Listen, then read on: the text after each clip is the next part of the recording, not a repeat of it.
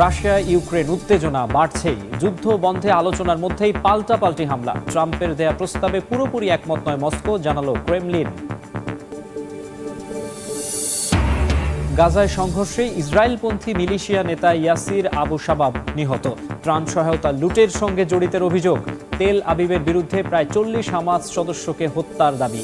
ক্যারিবীয় উপকূলে আবারও সন্দেহভাজন মাদকবাহী নৌযানে মার্কিন হামলা, নিহত অন্তত 4, নিশ্চিত করলেন সমরমন্ত্রী হেক্সেট।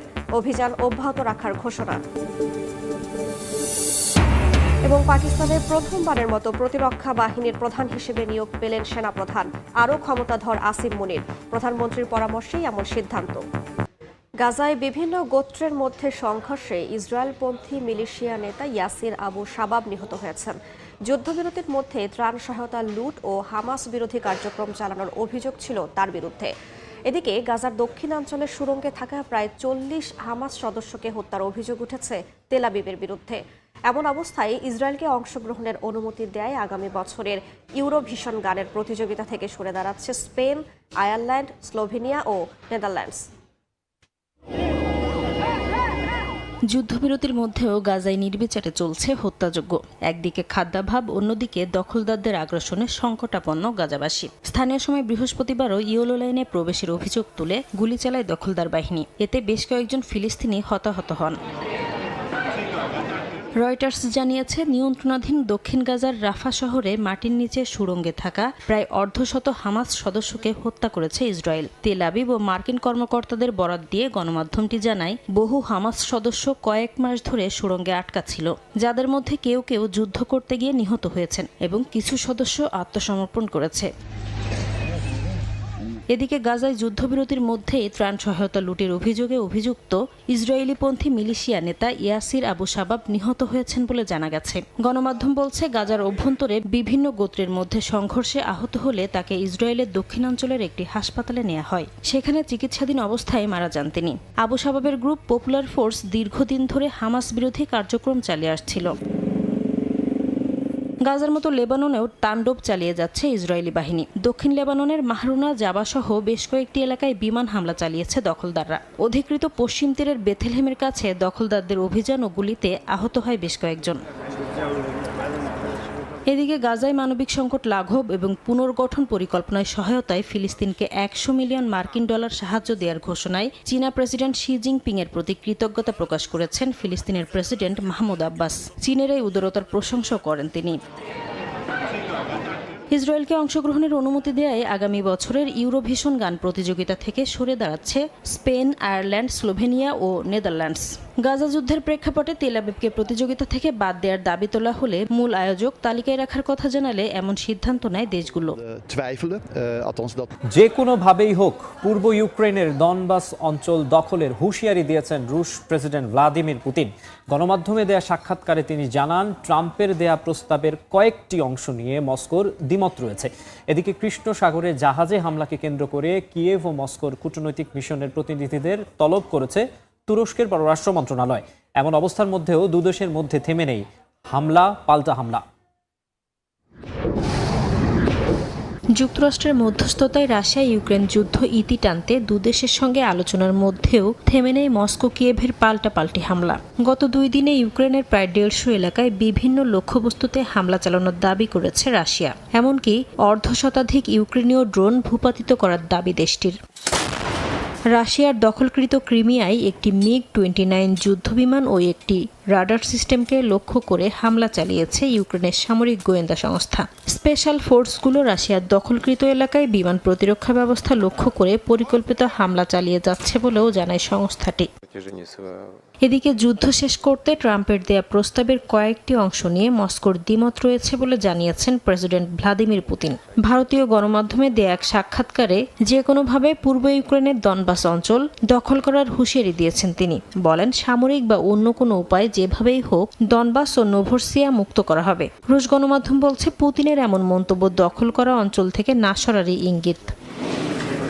এদিকে গত 29 নভেম্বর কৃষ্ণসাগরে জাহাজে হামলার ঘটনাকে কেন্দ্র করে ইউক্রেন রাশিয়ার কূটনৈতিক মিশনের প্রতিনিধিদের তলব করেছে তুরস্কের পররাষ্ট্র মন্ত্রণালয়। কৃষ্ণসাগরের আন্তর্জাতিক জলসীমায় চলাচলকারী জাহাজে হামলা উদ্বেগজনক উল্লেখ করে তুরস্কের একচ্ছত্র অর্থনৈতিক অঞ্চলে হামলার বিস্তার কোনোভাবেই গ্রহণযোগ্য নয় বলে মন্তব্য দেশটির।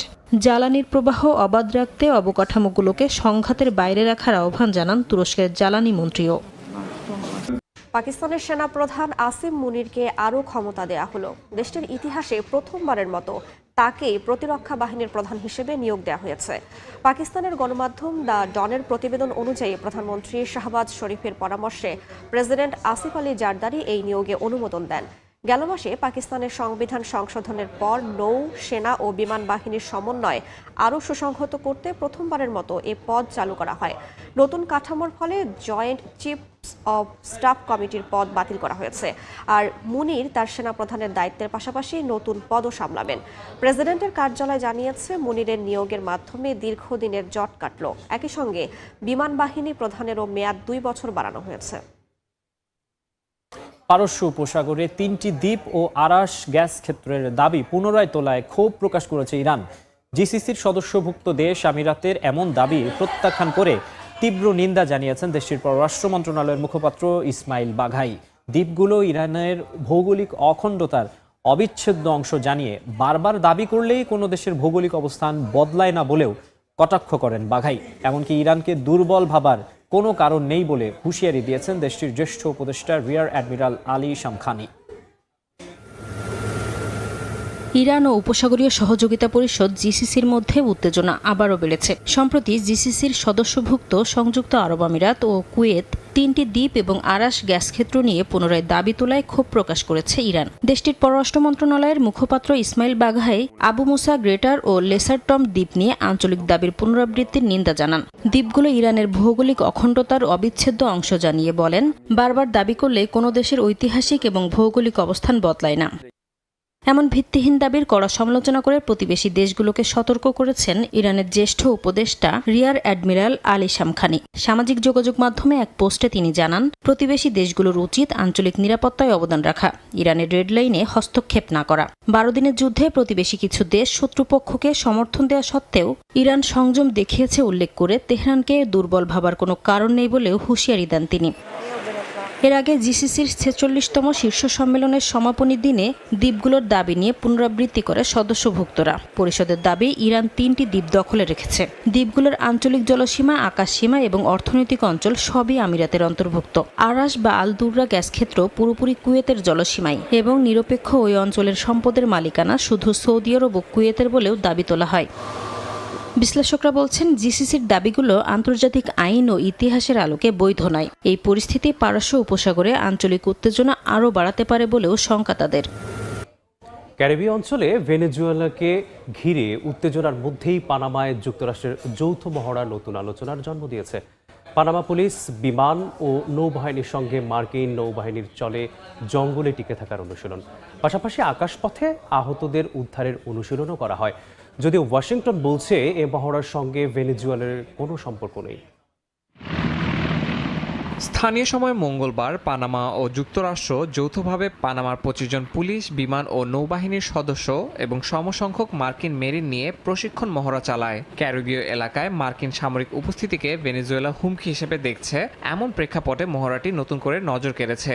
আকাশপথে আহত ব্যক্তি সরিয়ে নেওয়ার অনুশীলন ছিল এদিনের প্রধান ড্রিল। পানামার নিরাপত্তা বাহিনী বলছে, এ প্রশিক্ষণের মূল লক্ষ্য তাদের বাহিনীগুলোর মধ্যে সমন্বয় জোরদার করার পাশাপাশি মাদক পাচারের বিরুদ্ধে অভিযান বাড়ানো। অন্যদিকে মার্কিন বাহিনী বলছে, তাদের প্রধান উদ্দেশ্য জঙ্গলে টিকে থাকার অভিজ্ঞতা অর্জন করা। পানামার সঙ্গে সহযোগিতা চুক্তির সর্বোচ্চ ব্যবহার করাই লক্ষ্য বলে জানিয়েছে মার্কিন ক্যাপ্টেন নেলসন মার্চান। এবছর যুক্তরাষ্ট্র পানাম্যাক্স আলফা 2025 এর অংশ হিসাবে পানামায় বিভিন্ন মহড়া চালিয়েছে, যার মূল লক্ষ্য ছিল পানামা খাল রক্ষা। পানামা খালকে কেন্দ্র করে আঞ্চলিক নিরাপত্তা ও বাণিজ্যের গুরুত্ব বাড়ায় যুক্তরাষ্ট্র সেখানে নিয়মিতই নানা অনুশীলন চালিয়ে যাচ্ছে।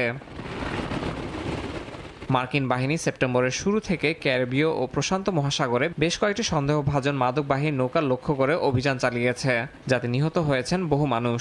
বিশ্লেষকদের মতে, ডোনাল্ড ট্রাম্পের প্রশাসন ভেনেজুয়েলার নিকোলাস মাদুরোর সরকারকে চাপে রাখতে সামরিক তৎপরতা বাড়াচ্ছে।